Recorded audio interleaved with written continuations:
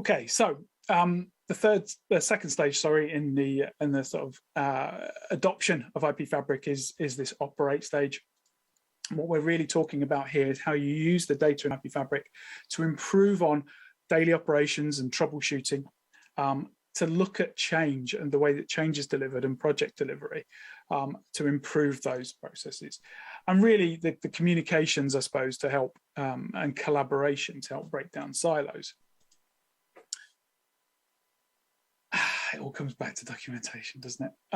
It's such a pain in the backside. And thankfully, you can hopefully start to see that this is becoming less of a problem, because we're now getting to a stage where we've got this whole network and all in one place. We've got this documentation and it's regularly updated. So, hey, we don't need to worry so much about that anymore, he says. But the other thing that we do find regularly in our operational teams who adopt IP Fabric is that they start to look at their daily checks and realize that a lot of this stuff can be done proactively in the platform by creating intent rules, by creating path verification rules. You can make sure that all of those things that the level 1 engineer who rocks up and for his morning shift on the help desk is done for him. And so all he needs to do is just check the red and red, amber, green status to see if he's got what he needs. And then, of course, it gives you this ability to do the proactive reporting of spotting things in the network that you weren't even looking for, and highlighting those so you can go and put together a remediation activity without having to do big full audits and those sorts of things. So there's this whole capability that you're bringing by having that data early and together without having to go looking for it. And of course, from a troubleshooting perspective, this idea of being able to see what's changed from day to day, being able to have that centralized access to all of the configurations and all of the views, and to understand what the paths are through the network, which devices are going to be hit for an app that's not working, or are there any changes to the policies that have been deployed in order to prevent access. That snapshot and the ad hoc snapshot that you can create in order to validate that information is pretty invaluable. And then we move on to the sort of delivery aspects. And so moves and changes need so much planning, right? They need that data gathered in order to be able to plan them out. So we present it all to you. You can just go pull the data out of IP Fabric, use that to plan the changes. But then when it comes to actually delivering the change, you can use them to validate that the change has been successful, because again, using the end-to-end path, for example, you can validate, yes, I've made this change and this thing is now available. But you can also go and say, yes, I've made this change and I can see these routes in this routing table that I was expecting to, or I can see that I've got connectivity to the thing that I've been trying to get connectivity to. And then I suppose projects really become that coordinated set of changes. And so you're able to track progress of a project based on the state of the network, looking at those changes as they progress, being able to measure those the success criteria in a way that you can then present back directly to a project manager without having to involve them, without having to get them coming knocking on your door asking, has that thing been done yet or not? And again, no requirement to constantly update and reissue documentation. And importantly, making IP Fabric available to all the people around you in other teams and other silos means that they don't have to come knocking on a network team's door to get that data. And so it means less interaction required and less delay and so on and so forth. What we're going to do here is look at two scenarios where IP Fabric can be used in a project base. We'll look at the migration to cloud, and we'll look at the beginnings of an SD-WAN rollout. So we have our network. We've seen, we know and understand it now. We've seen that we've removed all the single points of failure. We've tidied up some of the configuration. We've certainly dealt with some of those first stop resolution protocol issues and various other things along the way. Now we want to look at how we go about introducing, for example, Azure, an Azure environment into the network. Now we have two firewalls here connected up to what we class as a transit network. In this case, this is just a network that sits outside of IP fabric scope. So in this, the obvious example is the internet. So the internet is routed from these firewalls up into this cloud. And what we're going to do is we're going to the team are going to spin up a couple of IPsec VPNs into Azure, and then over these internet connections. And it's a really easy way of seeing that that's been successful, I guess, because we just look at the snapshot.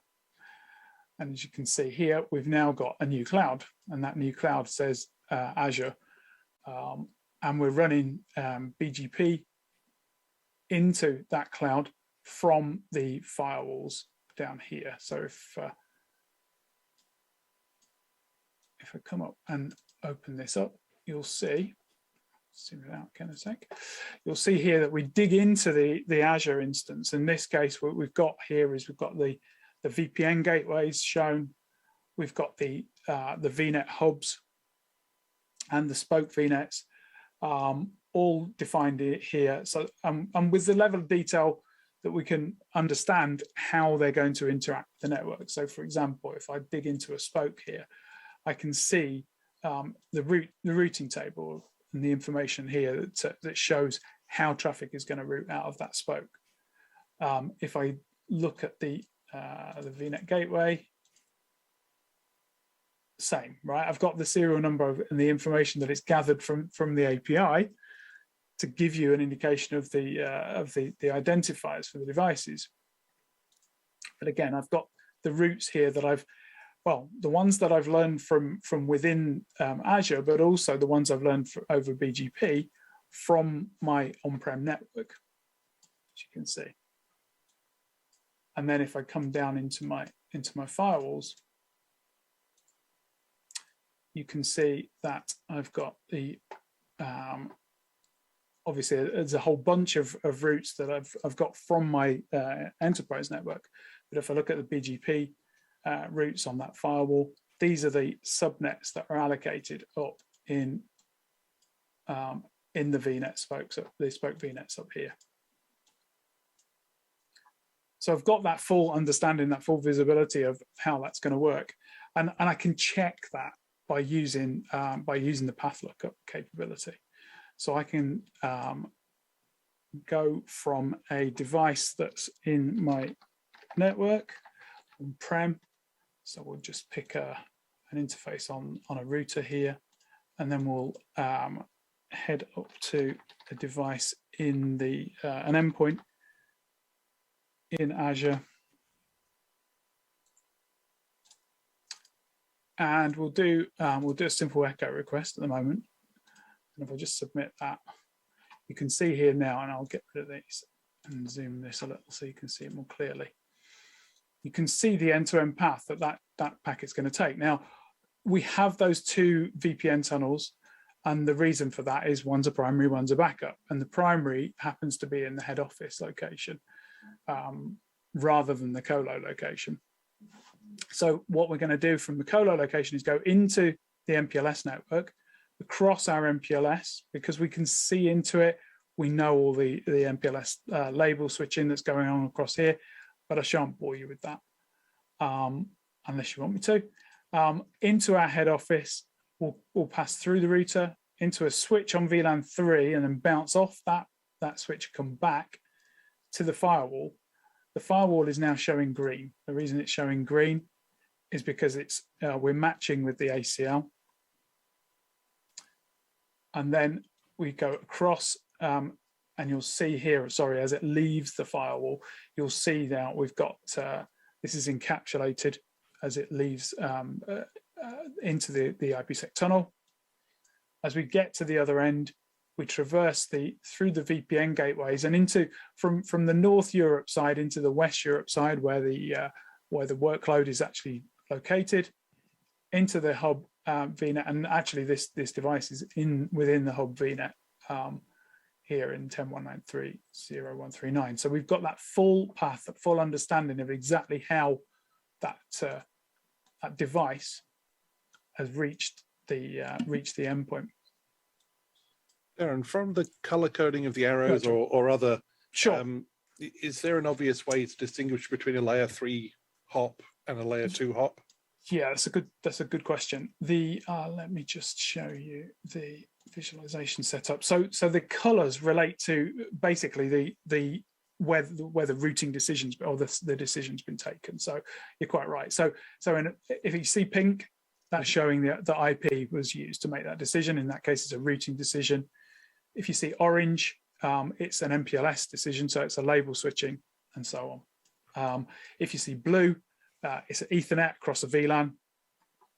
And then if you see the color, this kind of, I'm not even going to try and guess what that color is, but you can see it's a tunneling protocol that's used to traverse the environment. So you get right out into and then obviously once you get up into Azure itself, who knows how it's making the decision. We just follow the logic from a routing perspective and assume everything is effectively host routed.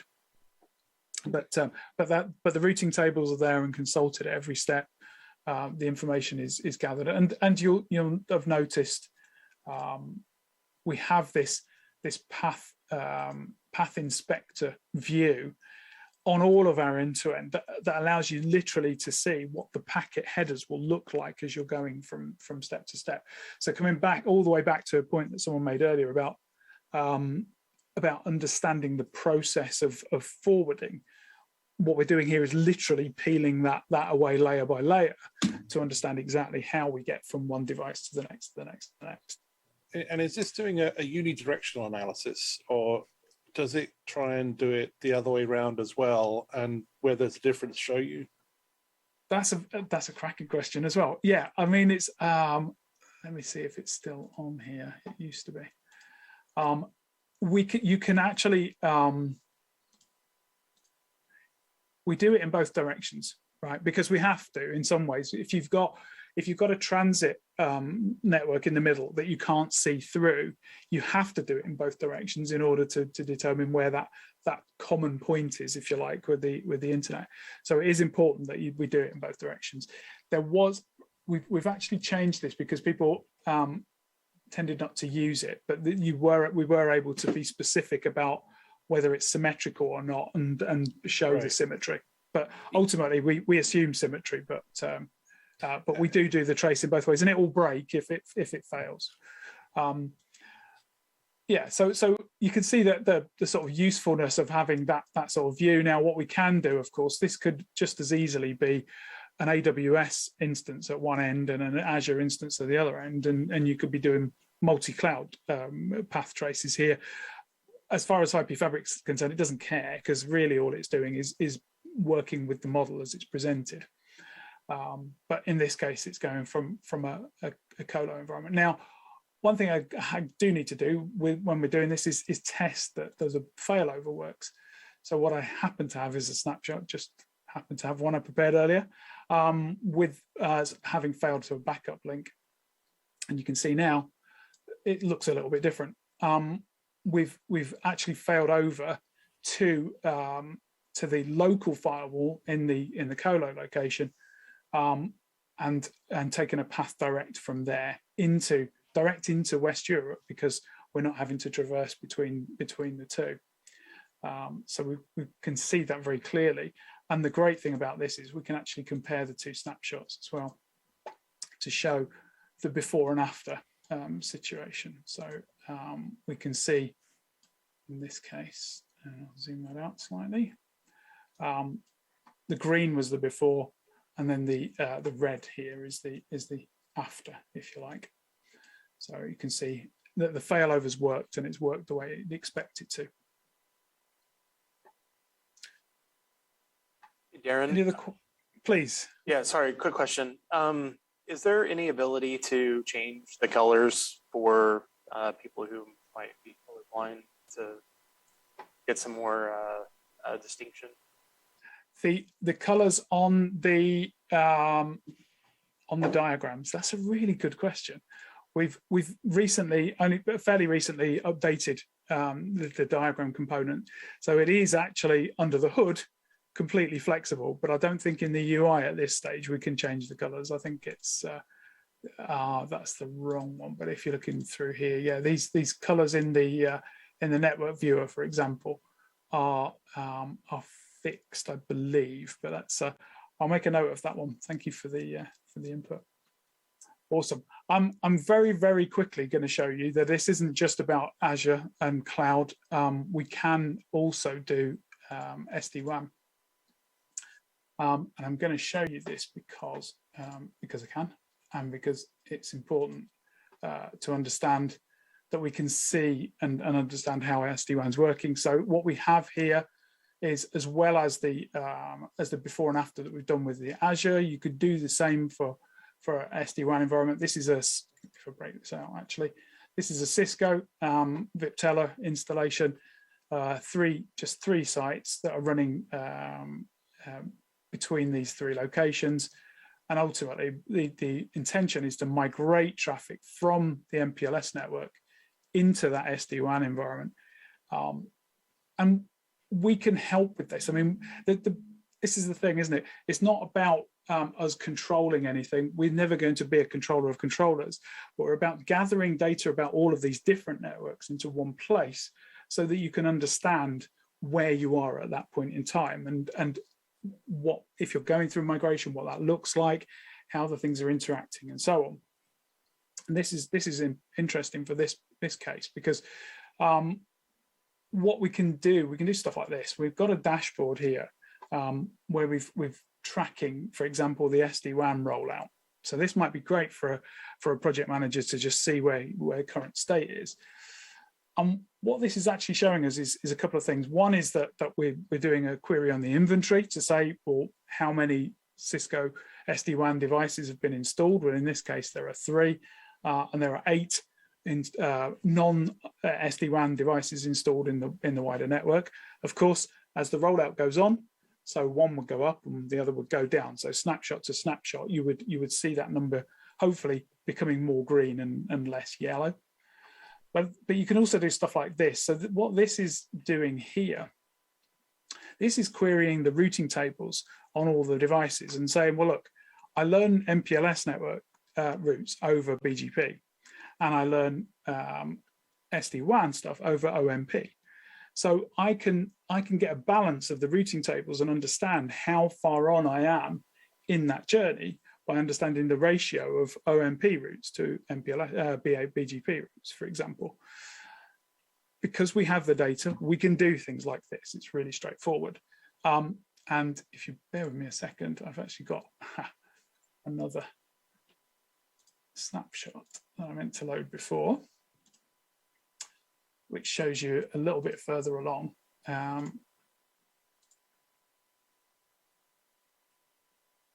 We can edit this bit out, Tom. Thanks. Once that's loaded.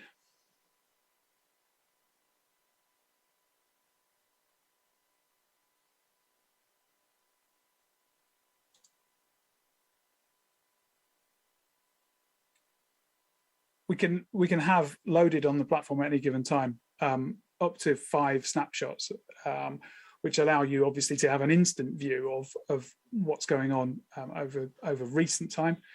But you can the limit is really only based on the hardware of the platform in terms of disk space as to how many you can store. And we have a retention policy and that sort of thing that you can deploy, but loaded into the memory at any point in time, the limit is 5. And as you can see here now, this is one step further down the path of that migration. The percentage of SD-WAN routes has gone up because there are more OMP routes than there were before, so that ratio has gone up and so on. So it's snapshot and snapshot. As things are migrated, this percentage would go up, and you would see that visually how far on you were with that migration. I love the diagrams. I love the level of detail that's on them.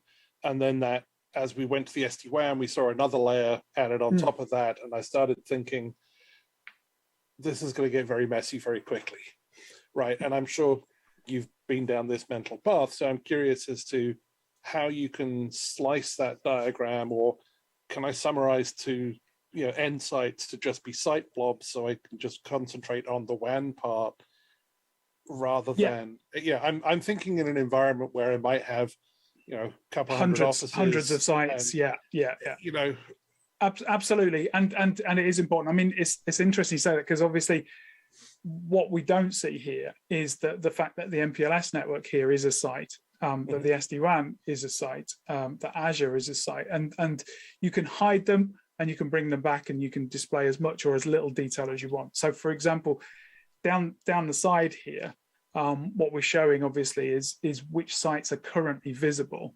If I wanted to just look at the head office, I could turn the other sites off, for example. In fact, I'd probably look at head office and colo, and I could just look at as much or as little of this as I want, and understand what am I interacting with, right down to individual sites. I mean, if I could literally just say, right, just give me the head office and tell me how that relates to the rest of the network. From a visualization point of view, it might be nice if those individual sites could also be cut down to a blob rather than disappear entirely from the network. It's like, I want to show that they connect, but I don't necessarily, so we can, go ahead. No, I was going to say we can do that.